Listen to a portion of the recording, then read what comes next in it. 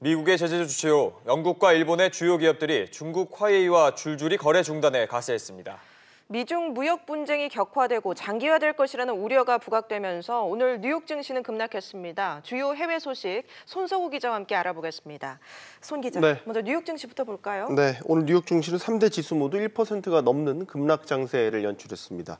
먼저 다우지수를 보시면 어제보다 286.14포인트, 1.11%가 하락한 25,490.47포인트, 기술주 중심의 나스닥은 122.56포인트, 1.58%가 떨어지면서 7,628.28포인트까지 떨어졌습니다.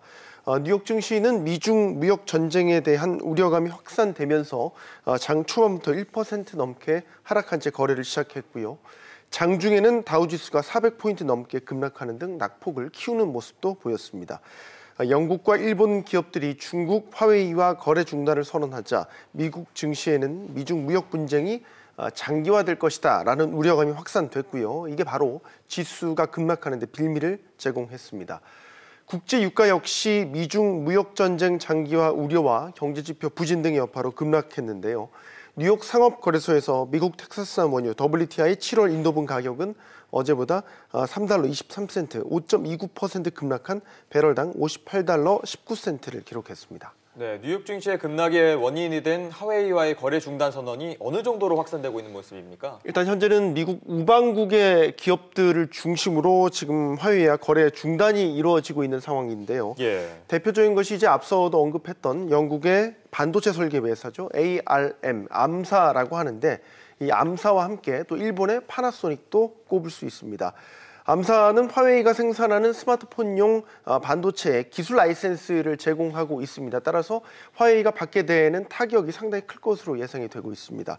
일본 파나소닉 역시 화웨이와 거래를 중지했는데 파나소닉은 화웨이의 스마트폰 부품 등을 납품하고 있는 회사고요.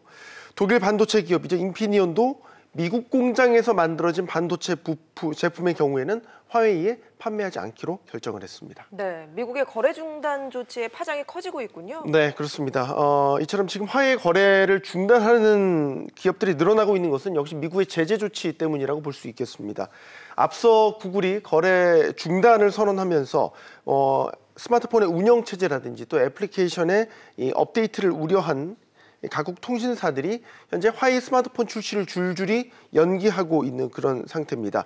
영국 통신사죠. 보다폰과 이이, 또 일본 소프트뱅크와 NTT 도코모 등이 화웨이의 신형 스마트폰 출시를 연기했습니다.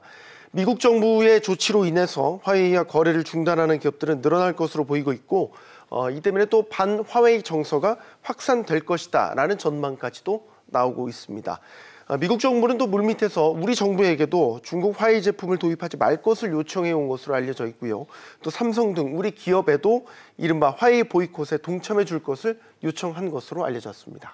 네, 다른 소식도 좀 알아보죠. 미 연준 의사록에는 우리나라의 1분기 GDP가 축소됐다는 내용이 실렸다면서요? 네, 미국 중앙은행인 연방준비제도이사회가 현지 시간으로 22일에 연방공개시장위원회 의사록을 공개했는데요. 이 의사록에서 연준은 1분기 해외 경제 성장을 언급하면서 한국과 멕시코의 실질 국내 총생산이 축소됐다라고 평가했습니다. 미 연준이 이처럼 우리 경제에 대해서 평가한 것이 매우 이례적인 데다가 또한 우리 경제 수축 국면으로 진단을 한 것은 향후 경제 상황에 대해 의문을 표시한 것이라는 분석이 나오고 있습니다. 네, 알겠습니다. 송 기자 얘기 잘 들었습니다.